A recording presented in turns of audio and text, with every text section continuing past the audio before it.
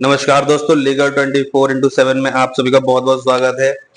और आज हम इस वीडियो में आपसे बात करेंगे दाखिल खारिज को लेके। मैं हूं एडवोकेट गौरव और आप देखना शुरू कर चुके हैं लीगल 24x7। दाखिला खारिज आमतौर की भाषा में, जिसको इंग्लिश में आप लोगों ने सुना होगा अक्सर बिल्डर्स के मुंह से कि म्यूटेशन करा लीजिए, या फिर हम इस पर्टिकुलर जमीन का म्यूटेशन करा के देंगे। अक्सर दिल्ली, एनसीआर, नोएडा जैसी जगहों पर आपने ये बिल्डर को बहुत बार सुना होगा। तो आखिर क्या इसका महत्व है और क्यों ये बहुत ज्यादा जरूरी है, क्या इसकी प्रक्रिया है, एक इस छोटे से वीडियो में हम आपको सारी चीजें डिटेल में बताकर देंगे। और उम्मीद है दोस्तों, इस वीडियो को देखने के बाद दाखिल खारिज को लेकर आपके मन में जो भी डाउट है, सवाल है, वो सारे दूर हो जाएंगे। तो सबसे पहला सवाल ये है कि आखिर दाखिल खारिज होता क्या है।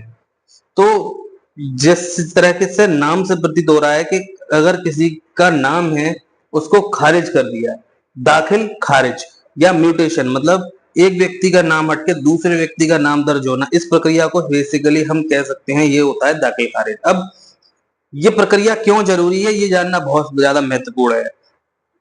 लेट सपोज आपने एक किसान से या किसी व्यक्ति से उसकी जमीन खरीदी और रेवेन्यू रिकॉर्ड या राजस्व अभिलेख जिसको बोलते हैं, मतलब सरकार के जो दस्तावेज हैं उसमें उस व्यक्ति का नाम दर्ज है। अब आपने उस व्यक्ति से जमीन खरीद ली, तो सरकारी दस्तावेजों में आप उस जमीन के मालिक कैसे क्लियर होंगे कि आप उस जमीन के मालिक हैं या आप उस जमीन पे आपका नाम है। तो उस प्रक्रिया का जो एक हिस्सा है वो दाखिला खारिज होता है। बेसिकली पुराने व्यक्ति का नाम जो दर्ज है उसका हटा के नए व्यक्ति का नाम दर्ज कराना, इस जनरल प्रक्रिया को अब हम बोलते हैं दाखिला खारिज, या इंग्लिश में आमतौर की भाषा में हम बोल देते हैं म्यूटेशंस।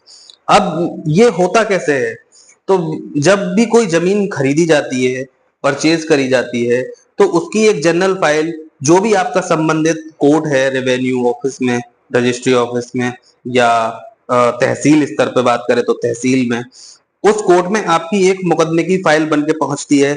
नहीं तो आपको मैनुअली किसी अधिवक्ता के द्वारा बनवानी पड़ती है। उसके बाद आपको सभी वो सारे सबूत, तथ्य पेश करने पड़ते हैं न्यायालय के सामने कि आपने उससे जमीन खरीदी है, तो आप कैसे, किन आधारों पर उस पर्टिकुलर जमीन में अपना नाम दर्ज कराना चाहते हैं। अगर उस अधिकारी को या उस मजिस्ट्रेट को या तहसीलदार को या जो भी अधिकारी के पास आपका मुकदमा चल रहा है उसको ऐसा लगता है कि हाँ, ये जो नाम है, पुराने व्यक्ति जो मालिक था उसका नाम हटके आपका नाम दर्ज होना जरूरी है, तो वो उस पर्टिकुलर दस्तावेजों के आधार पे, उन तथ्यों के आधार पे, उन सबूतों के आधार पे, उन एविडेंसेस के आधार पे उस व्यक्ति का नाम हटाकर आपका नाम रेवेन्यू रिकॉर्ड में दर्ज कर देगा।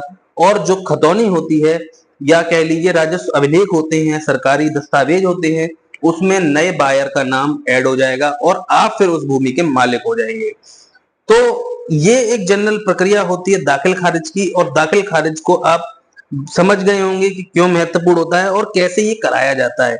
अगर थोड़ा डिटेल में बात करें या अधिवक्ताओं की भाषा में बात करें, तो चूंकि मैं यूपी में रहता हूं, आप बताइएगा ये वीडियो कहां से देख रहे हैं, कमेंट बॉक्स में जरूर बताइएगा।